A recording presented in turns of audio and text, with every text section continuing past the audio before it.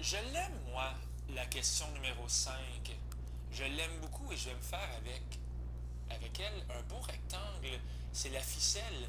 La ficelle mesure 36 centimètres. Et, hey, qu'est-ce qui se passe avec mon rectangle?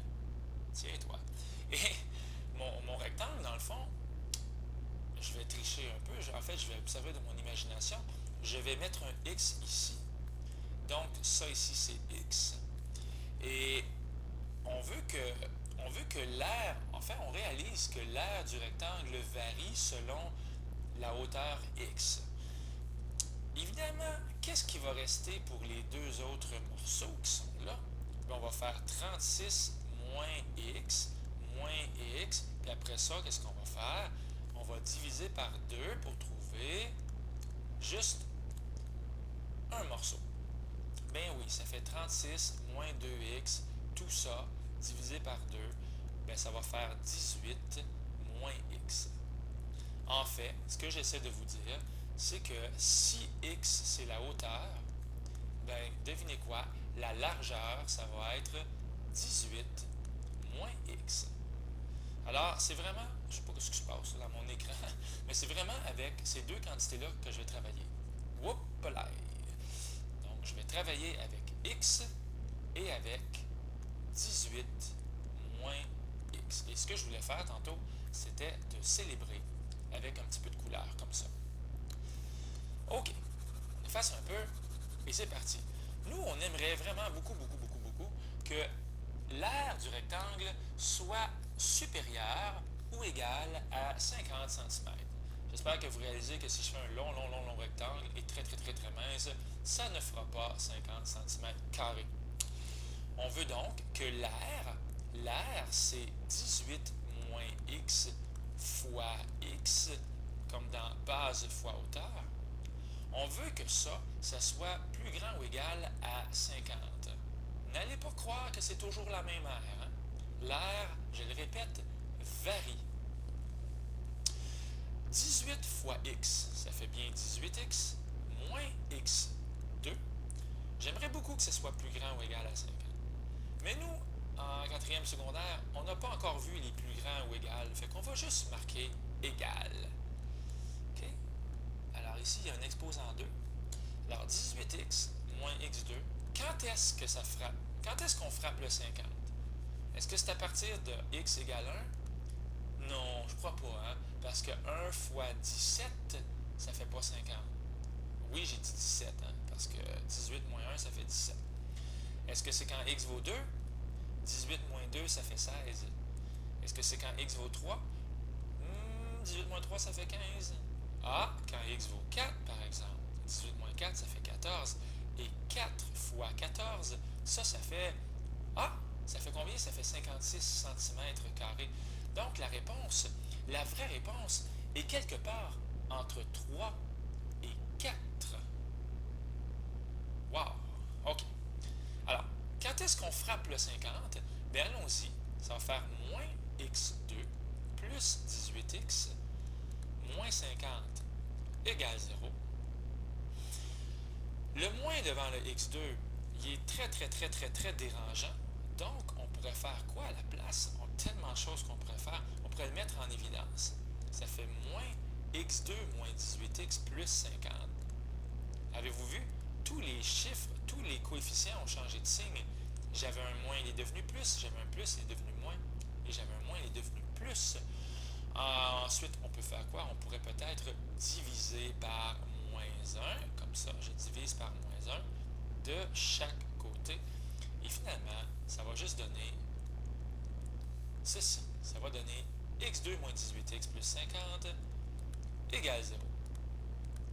Bon, on va finir par trouver la valeur de x. On peut essayer de trouver deux nombres dont la somme va donner moins 18 et dont le produit va donner 50, mais ça ne fonctionnera pas. Alors c'est parti, on est obligé d'aller faire une belle complétion de carré. Alors, allons-y. Je vais effacer ça aussi, comme ça. Il y a des choses qui réapparaissent de façon un peu étrange à mon écran. Mais je vais garder le x et le 18 moins x, lui, je le trouve important. Alors, C'est parti, x2 moins 18x. Et là, je rajoute. On fait quoi avec le 18? On le divise par 2 et on le met au carré. Ça fait donc plus 81. À condition d'enlever le 81 tout de suite après. On réalise ici qu'on a un carré parfait. C'est le carré de x, voilà, moins 9. Alors, x moins 9 au carré, moins 81 plus 50 égale 0. X moins 9 au carré, moins 31 égale 0.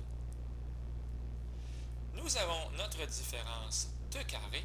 Alors, dans le coin gauche, j'écris x moins 9 plus la racine de 31. Et dans le coin droit, j'écris x moins 9 moins la racine de 31 égale 0. Youpi, on est content. On a le fois et le égal. Donc, ça veut dire que soit que x moins 9 plus la racine de 31 égale 0, il y a un beau petit rond bleu qui tourne, j'ai aucune idée pourquoi, ou bien que x moins 9 plus moins la racine de 31 égale 0. Alors, j'ai écrit exactement ces deux expressions algébriques-là séparées avec un égal 0. Alors, ça va donner x est égal à 9 plus racine de 31. Et ici, x égale à 9. Non, non, non, non, non, non, non. C'est moins ici. Petite erreur. Donc, x égale 9. On va le réécrire correctement. La réponse, c'est x égale 9 moins racine de 31. Et ici, c'est x égale 9 plus la racine de 31. Voilà, j'ai fini par m'en sortir. Est-ce que j'ai besoin de réécrire ce que j'avais mis là? Tiens, comme ça. Alors, ce sont mes deux réponses possibles. En passant 9 moins racine de 31, là, ça fait, ben c'est ça, ça fait, tantôt j'avais dit entre 3 et 4. Ben 9 moins racine de 31, j'ai pas la calculatrice avec moi, mais ça fait vraiment entre 3 et 4. Oui, absolument. OK. Et l'autre réponse, 9 plus racine de 31, ben devinez quoi, ça va tomber sur cette réponse-là là, qui va être entre 14 et 15. Donc voilà pour les secrets de cette belle question 5-là. Alors, quelles sont toutes les façons possibles pour que l'air soit supérieur ou égal à 50 cm? Alors, dès qu'un des côtés mesure entre ça et ça, on va être correct. Je pense que je vais écrire la phrase correctement. Là. Donc, dès que, là, je suis à peu près certain que quelque chose va réapparaître, oui. Dès que l'un des côtés,